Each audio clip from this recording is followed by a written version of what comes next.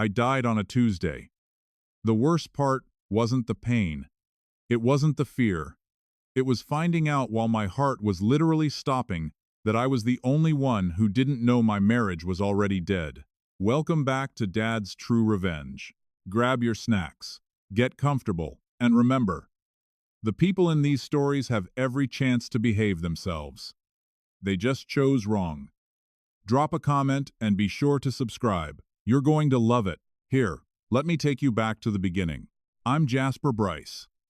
I am 44 years old, Regional Sales Director at Bryce & Briggs Consulting. I drove a charcoal gray Audi and grilled the best ribs in our neighborhood, and I say that without a single drop of humility. I was by every measurable standard a good man living a good life. Or so I thought. It was a Tuesday in October when Todd, my coworker, my lunch buddy, the man who once ate an entire bag of chips during a Zoom call and blamed it on technical difficulties, found me collapsed face down on my keyboard in my office. He said the email I'd accidentally sent to the entire floor read JJ. 12 people replied asking what it meant. Todd called 911. Then he called Renee. And this is where the story stops being funny. I don't remember the ambulance. I don't remember the paramedics. What I remember, and I know how this sounds, is a strange, weightless quiet, like being underwater, but without the panic.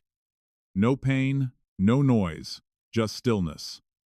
And then, Dr. Pamela Rowan's voice, sharp and commanding, cuts through the dark like a flashlight. "Stay with me, Tyler. Stay with me." I remember thinking, "Lady, I am trying." When I fully came to, I was in the ICU. Tubes in places tubes should never be. Alicia, my nurse, a woman with the energy of someone who has seen everything and is impressed by nothing, was adjusting my IV with the casual efficiency of someone making a sandwich. "Welcome back," she said, not even looking up. "How long?" I managed. 3 days. I blinked. 3 days. "You coded twice," she said, finally looking at me. "Dr. Rowan pulled you back both times. You're a lucky man, Mr. Bryce." I looked around the room. Flowers on the windowsill from the office. The card said, "A get-well balloon from Todd," which, God bless him, had a picture of a grilling spatula on it because he knew me, a half-eaten box of chocolates on the side table, and an empty chair where my wife should have been. My wife? I started. Alicia's face did something small and careful, the kind of micro-expressions trained professionals use when they don't want to say what they're about to say. "She's been informed." Alicia said she called this morning to check in. Called. Not visited. Called. She called? I repeated. Yes. I coded twice, and she called. Alicia straightened the already straight blanket on my bed. "I'll let Dr. Rowan knows you're awake." That was the first crack. Small, almost invisible, like a hairline fracture in a wall you've lived in for 11 years and never once questioned. Dr. Rowan comes in 30 minutes later with the kind of calm authority that makes you want to do whatever she says immediately. She explained what had happened. A major cardiac event, a blockage, emergency intervention. She said, I'd need at least 2 weeks of rest, monitoring, and absolutely zero stress. I almost laughed. "Your wife," she said carefully, setting down her clipboard, "mentioned there's a trip planned to Hawaii, Maui?" I said, 5 days. "We planned it 3 months ago. Tyler, I need you to understand the severity of what your body just went through. You cannot be alone. You need someone with you." "I'll call her." I said, "She'll come." The look, Dr. Rowan gave me not a look I understood in that moment. It was only later, much later, that I would replay it and realize what it actually was. It was pitiful. Todd came to see me that evening. He walked in, holding a paper bag from the deli down the street from our office, looked at the hospital food on my tray, and said, without missing a beat, "I'm saving your life a second time." I actually laughed. First time since waking up. He pulled up a chair and sat down, and for a while, we just talked about nothing. Sports, office gossip, the chips on Zoom incident. which I brought up purely for the joy of watching him deny it again. And then, like turning off a light switch, his face changed. "Has Renee been in?" he asked. "She's coming," I said. "She just needs to sort some things out." Todd nodded slowly, the way people nod when they don't believe you, but love you too much to say so. "Todd." "Yeah. What aren't you telling me?" He leaned forward, elbows on his knees, and stared at the floor for a long moment. "Nothing, man. I want you to focus on getting better. That's all." I studied his face. Todd Briggs is a terrible liar. Always has been. The man once tried to surprise me for my birthday and accidentally told me about the party 3 days early because, and I quote, "the secret was too heavy." He was carrying something heavy right now. But I let it go. I was tired. I was weak. And honestly, part of me didn't want to know. Renee called that night. Her voice was warm, concerned. All the right textures of a worried wife. "Baby, I've been so scared," she said. "How are you feeling? Is the doctor taking care of you?" I coded twice, Renee. A pause. I know. It's been so hard not to be there. You have no idea." Then come. Silence. "Tyler, the trip is in 5 days. We've already paid. The flights are non-refundable." Renee. I said her name is the way you say it when you need someone to understand that what you're about to say is not a request. I almost died. "I know that." Her voice shifted. Something underneath the warmth. Something harder. "And you're stable now. You're okay. You have doctors. You have nurses. I want my wife. And I will be there the second we get back. I promise. It's only 5 days, Tyler. You're going to be fine." I stared at the ceiling. The fluorescent light above me hummed. "Who are you going with?" I asked. Another pause. Shorter this time. "Expertly managed. Carol and the girls," she said. "You know this?" I did know this. Carol and the girls. The usual answer for the last 2 years, whenever I asked about girls' trips, late nights, and unexplained absences. Carol and the girls were the most reliable alibis in our marriage. "Okay," I said. "Okay?" She sounded surprised. Maybe relieved. "Yeah," I said quietly. "Have a good trip." I hung up, and I lay there in that hospital bed in the hum and beep of machines that had literally kept me alive. And I felt something shift inside me. Not angry, not yet. Something quieter than anger. Something that settled at the bottom of my chest like sediment. It was clear. They flew out Thursday morning. I know this because Todd told me without meaning to when he came to visit and mentioned the airport traffic had been insane that morning. I know it because Alessia, professional, unflappable Alessia, came in to check my vitals and asked if I had family coming this weekend. And I know it because I called the house 3 times Thursday afternoon and nobody answered. I lay in that bed for 5 days alone, getting stronger in body while something else, something I hadn't named yet, was quietly rearranging itself in my mind. The doctor said I came back from the dead. What they didn't know, what I didn't fully know yet, was that the man who came back was not entirely the same man who went under. I was softer on the outside now, quieter. I smiled more, actually. Asked people how their days were, and meant it. But underneath all of that, in the place where the clarity had settled, I was watching. They came home on a Sunday, and when they walked through that front door, tanned and laughing, rolling suitcases behind them, the man sitting at the kitchen table smiled and said, "Welcome home." Neither of them noticed, not yet, that the smile didn't reach his eyes. If you've made it this far, do us one quick favor. Subscribe. A lot of people watch without ever doing it. But it costs you nothing and means everything to us. Thank you. Genuinely. There's a particular kind of power in being underestimated by the person who knows you best. She thought she knew exactly who walked back through that door. She was 11 years wrong. Let me tell you something about surviving a near-death experience that nobody puts on the motivational posters. It doesn't make you fearless. It doesn't flood you with gratitude and light, and a sudden desire to run marathons. What it actually does, at least what it did to me, is make you precise. Suddenly you have zero tolerance for noise, zero patience for performance. You start seeing people not as who they present themselves to be, but as the sum of their choices.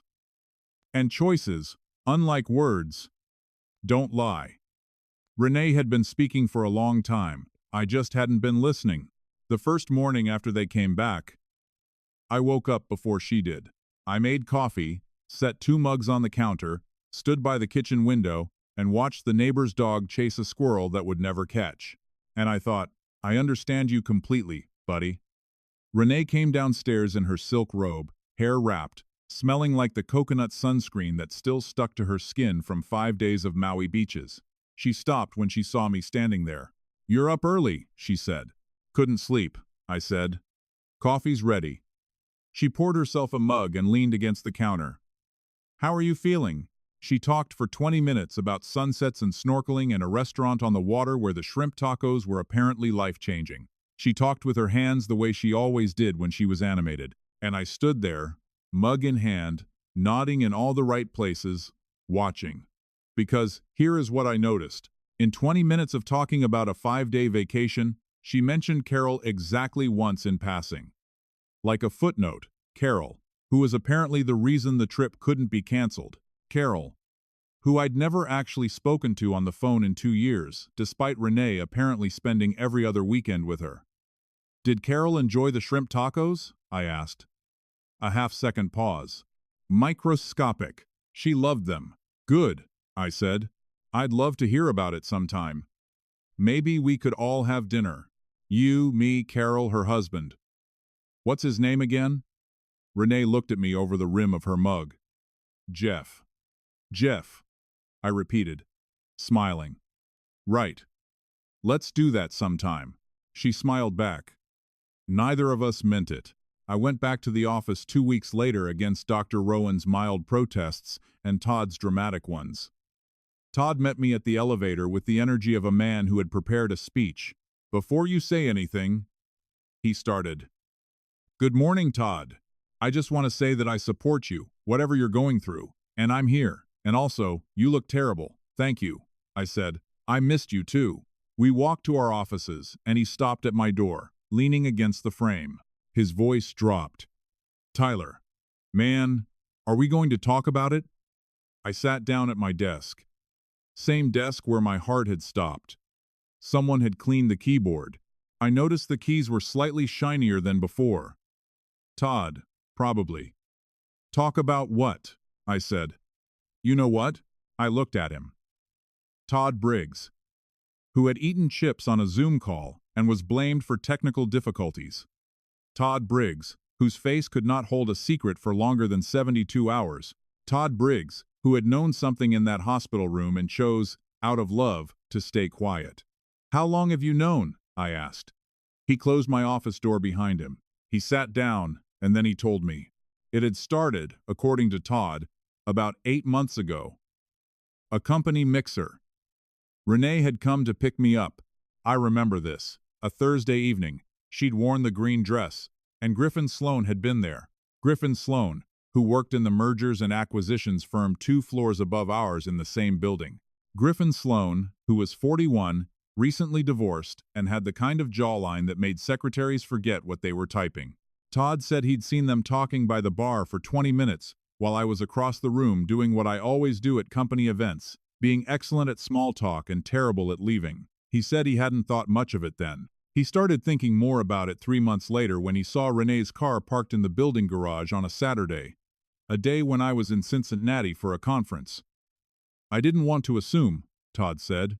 "I could have been wrong." "But you weren't," I said. He shook his head. "I should have told you."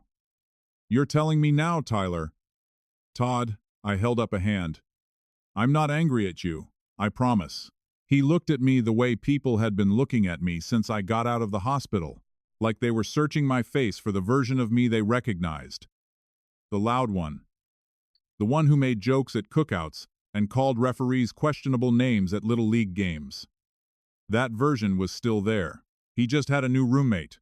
Now, I want to be clear about something. I did not hire a private investigator. I did not go through her phone in the middle of the night.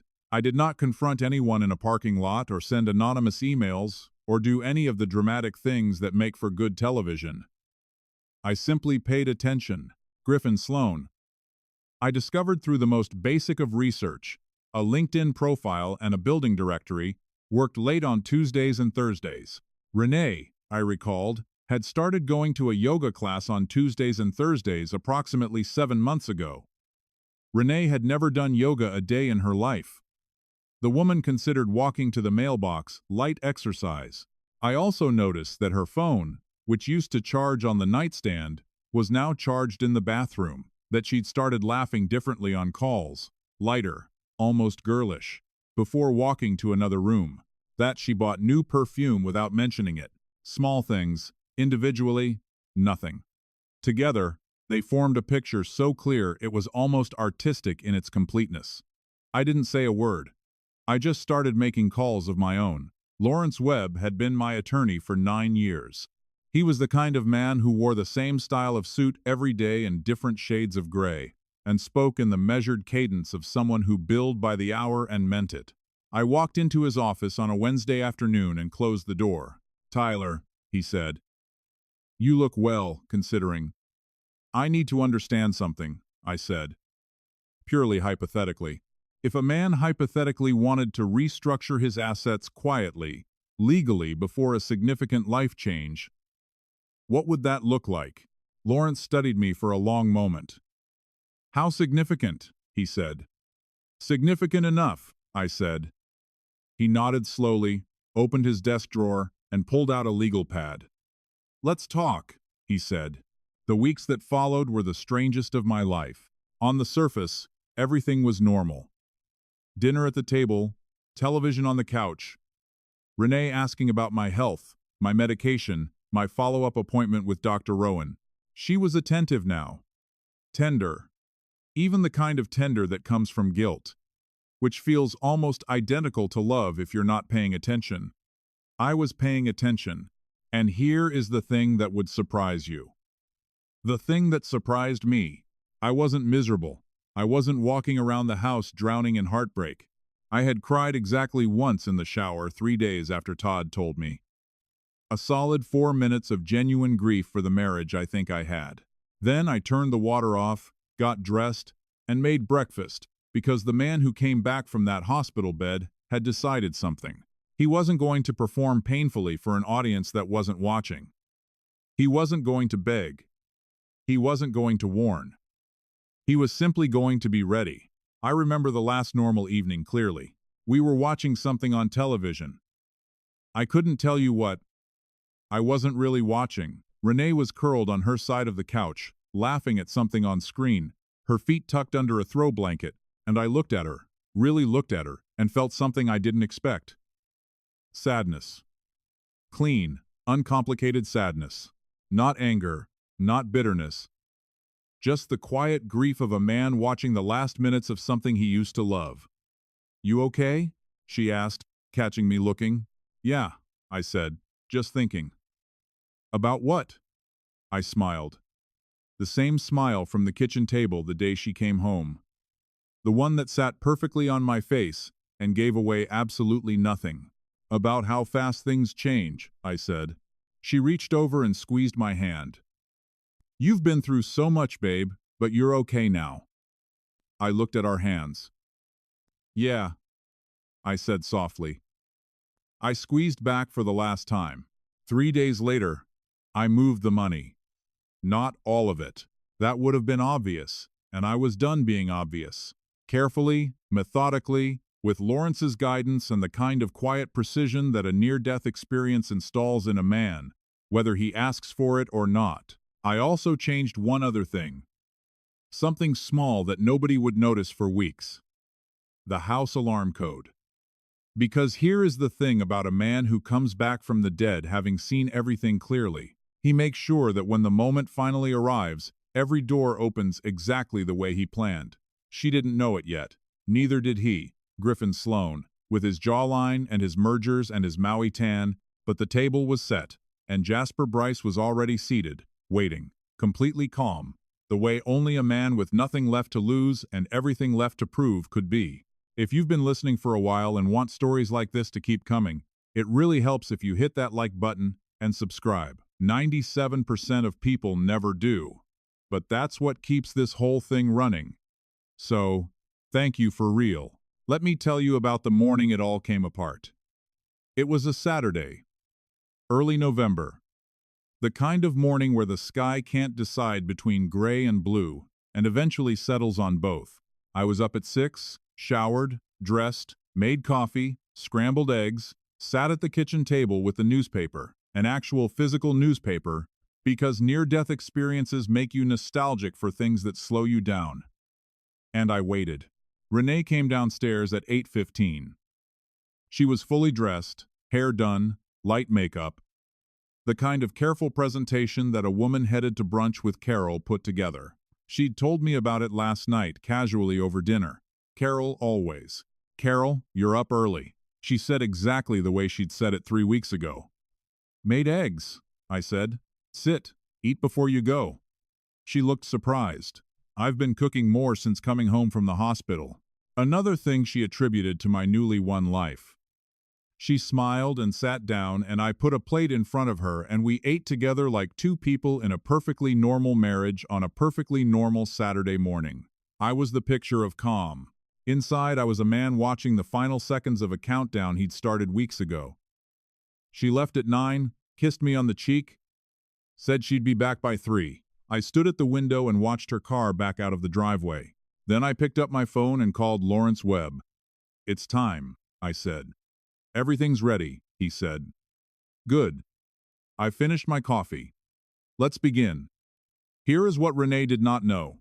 She did not know that Lawrence Webb in the previous 6 weeks had quietly and legally restructured the majority of our joint assets into a private trust, one that I controlled entirely with documentation that was airtight, above board, and completely devastating. She did not know that the joint savings account, which had held $240,000 3 months ago, now held exactly enough to cover the next 2 months of household bills and nothing more. Legally moved, properly documented.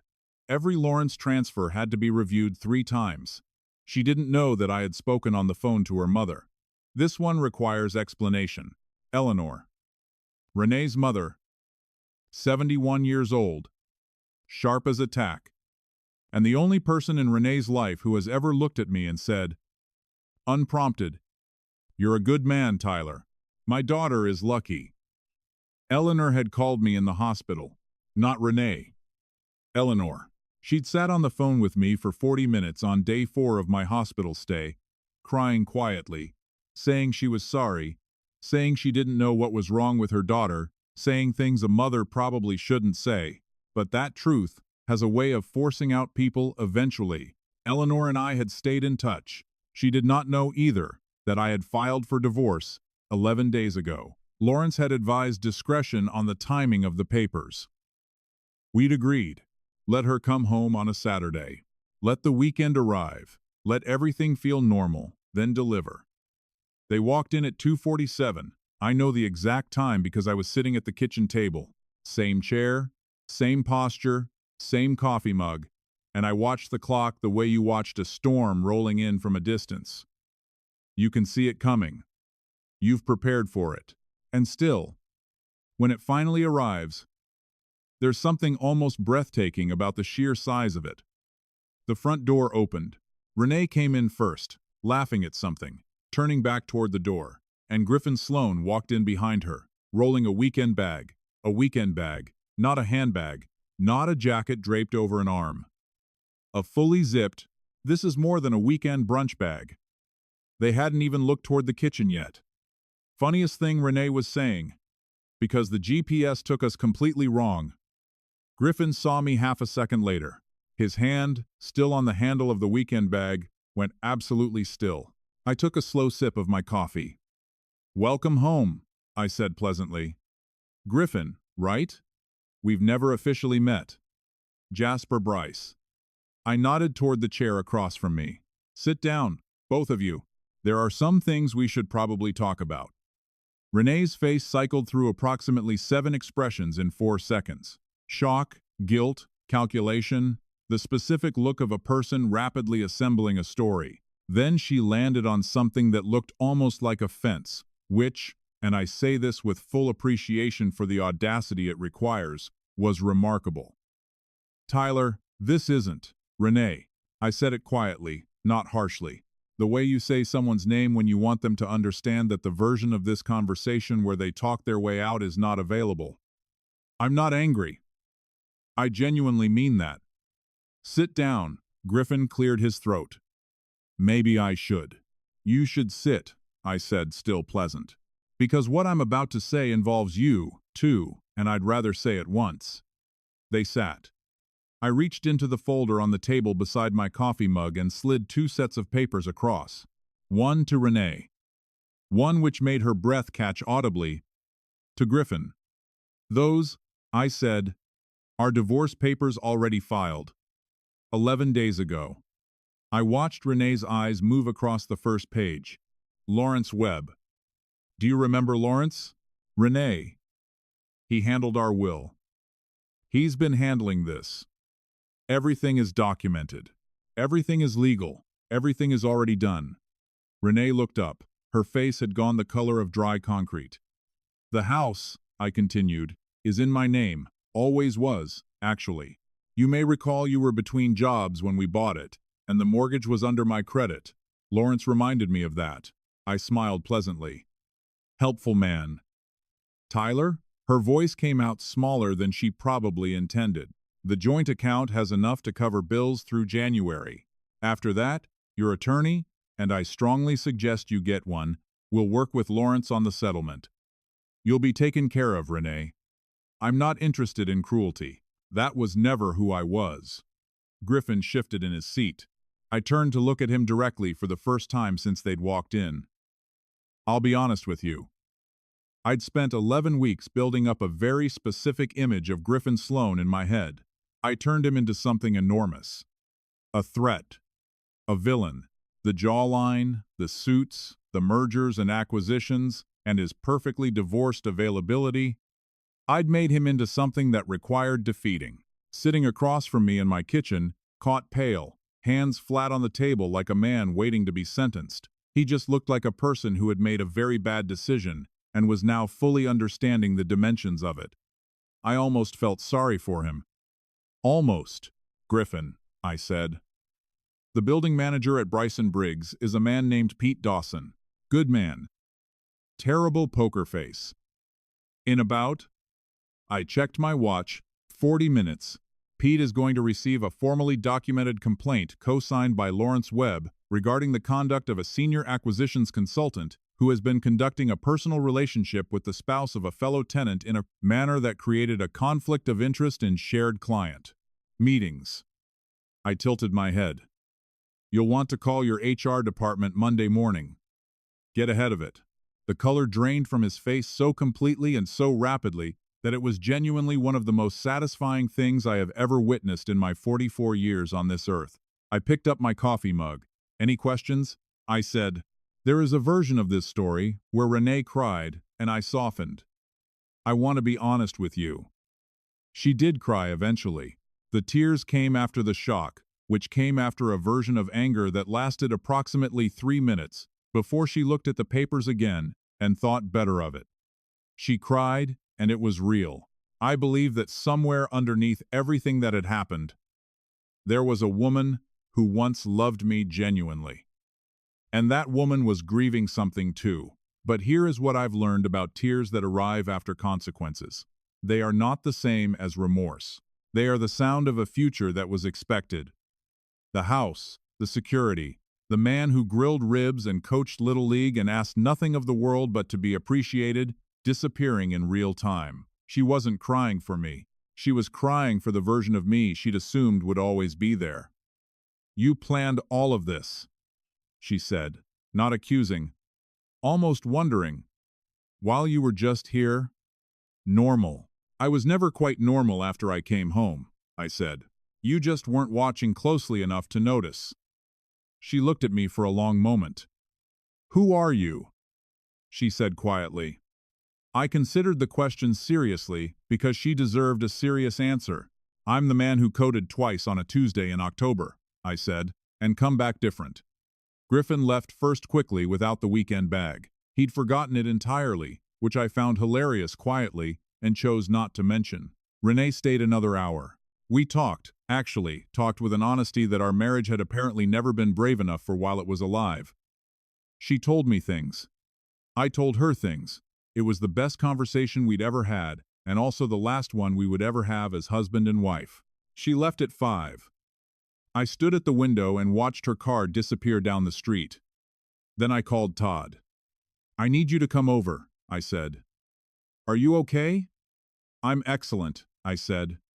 Bring food. Not from the deli. Somewhere. Good. We're celebrating. A pause. Then did you, Todd? Yeah. Bring the food. He arrived 40 minutes later with a barbecue from the place on Hart Street, and the expression of a man who had been waiting months to hear good news and was almost afraid to believe it had arrived. We sat at the kitchen table, the same chairs, and I told him everything.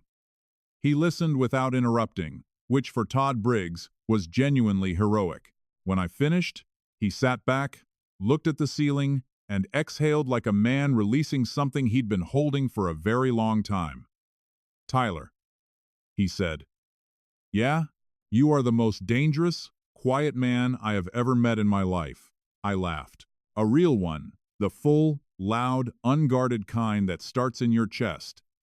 The same chest that had stopped on a Tuesday in October and decided, against reasonable odds, to keep going. It feels extraordinary. It felt like the first truly free breath I'd taken in 11 years. I want to tell you where I am now. The divorce was finalized 4 months later. Clean as promised. Lawrence was thorough. Renee got what was fair and nothing extra. Griffin Sloan, I'm told, is currently navigating a very uncomfortable HR review process. Todd tells me this with the energy of a man who finds it deeply, spiritually satisfying.